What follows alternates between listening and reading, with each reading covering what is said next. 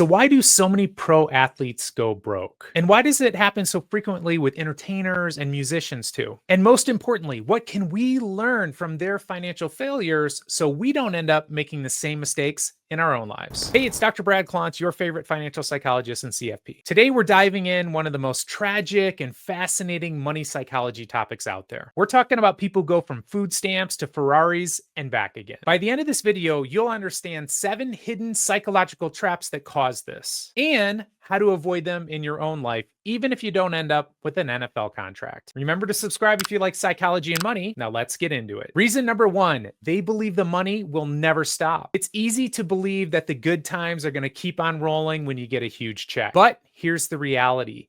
The average NFL career lasts only 3.3 years. And in the NBA, it's an average of 4.5 years. And in music, most hit songs come from one-hit wonders, artists who never see a big royalty check again. The belief that this win is just the first of many wins that are going to come over my life for even decades can lead to massive lifestyle inflation. Big mansions, expensive cars, entourages, living as if the next check is guaranteed, but it's not. While optimism is great, it can come at a huge cost when we're spending like that based on false assumptions. In psychology, we call this a recency bias. It's where we think that things that have happened recently, and in this case, fabulous financial things, we think that's going to continue. But in the vast majority of these cases with professional athletes, musicians, entertainers, the money drives up much faster than expected, especially if you're spending like you think it never will. Which brings us to reason number 2, trying to keep up with richer teammates. Not every athlete gets a $100 million deal. As a matter of fact, most don't. But in the locker room, everyone tends to spend as if they did. And think about it. Your family, your friends, people who have supported you for years, they're overjoyed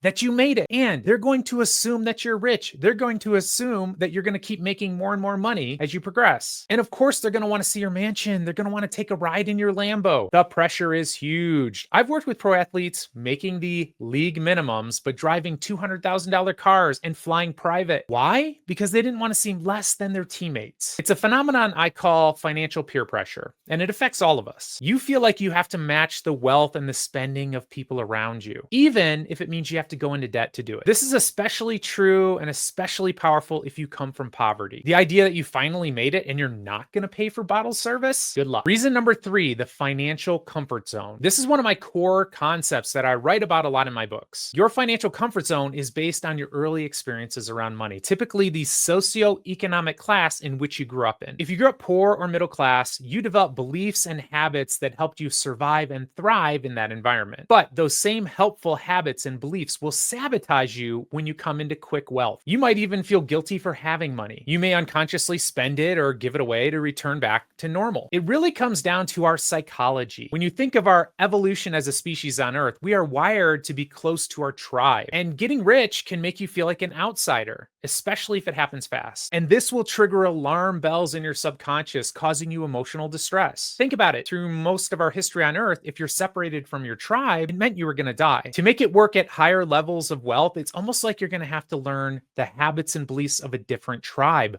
leaving your own. And for many of us, this is a tribe of total strangers. We don't know who these people are.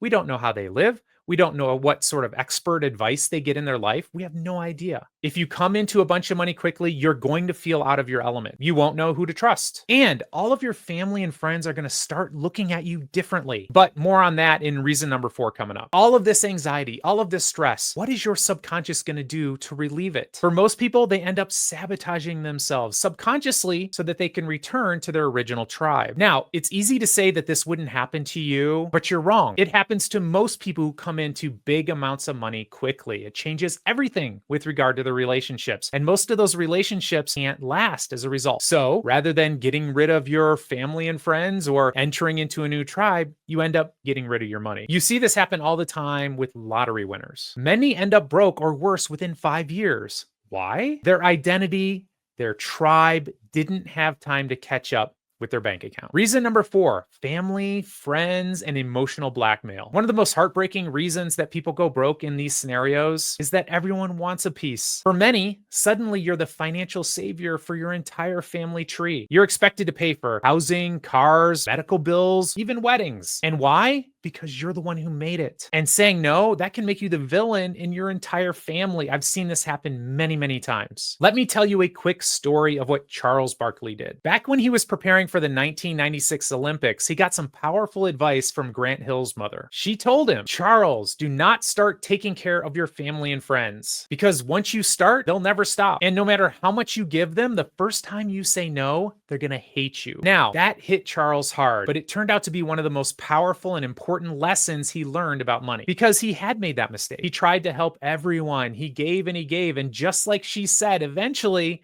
he had to set boundaries, and it ruined his relationships. And he learned the hard way that setting boundaries isn't selfish, it's necessary. Otherwise, you're gonna end up broke, you're gonna end up bitter, and you're gonna be surrounded by people who only loved you because of your bank account. But the fact is, most pro athletes, entertainers, musicians, they don't have those boundaries put in place. And by the time they figure it out, it's too late. And why don't they? They fear rejection, they fear abandonment, and they have tremendous amount of guilt for having more than their family and friends. And many are really never taught how to say no with love and how to help in other ways other than cash handouts. But if you get stuck in that pattern, you're going to bleed through your bank account with a bunch of tiny cuts, and you're going to end up broke. Reason number 5, they don't trust financial professionals. Here's an uncomfortable truth. Most wealthy people work with attorneys, they work with CPAs, they work with financial advisors. But if you grew up poor, chances are you never knew any of those people. And you may have even heard horror stories of athletes and entertainers who are robbed by shady advisors, or entertainers and musicians who are taken advantage of by their managers. And these stories are absolutely true, but they are outliers. So what do? You don't seek help. You try to do it on your own.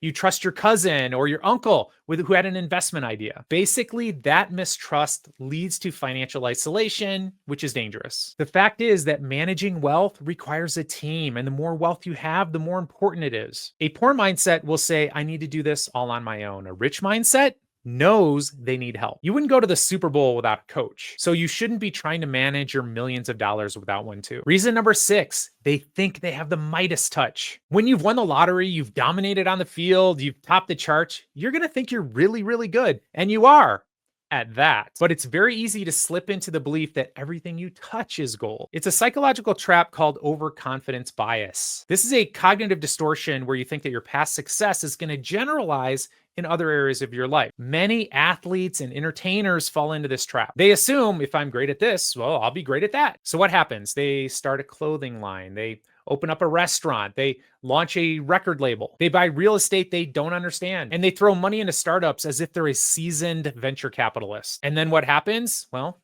they lose big because they forgot that their success in sports and entertainment typically came after decades of learning and failure and practice. But they subconsciously expect that their first move in business is going to be a home run, even though they have no training, they have no strategy, and they have no expert guidance. The same overconfidence can show up when it comes to speculative investments. Because they can hit a 3, they suddenly think that they're going to be experts at reading financial statements, predicting market performance, and they're going to think that they have a special eye for catching these can't miss opportunities. But without real financial literacy, without real expert advice, without real knowledge and practice and expertise, they're going to end up losing. And most of the time they do. We only tend to see the stories of the few who make it. So what's the result? They lose money, failed businesses, bad investments. We know in psychology that the more successful someone is in a particular field, the more susceptible they are to this overconfidence bias. Because all along the way, their performance is getting rewarded with paychecks and applause. They think they can apply that to other areas where they don't have any expertise. But money doesn't care how famous you are, and a lot of pro athletes, entertainers, and musicians have to learn this the hard way. Reason number 7, they confuse their self-worth with their net worth. When you go from poor to rich relatively quickly, your identity can get tangled up into your money. You start believing that your cars, your jewelry, your fancy watch, your accolades, that these define your value as a human being. So when the money slows down or the fame fades, you start to think your value as a person is fading too. And this identity crisis can often fuel bad financial decisions as well as depression. It can make you try to do things in a desperate attempt to try to feel important again. For this reason, it's not unusual to see athletes try to chase the next big thing and end up in financial ruin. True financial well-being isn't just about your bank account.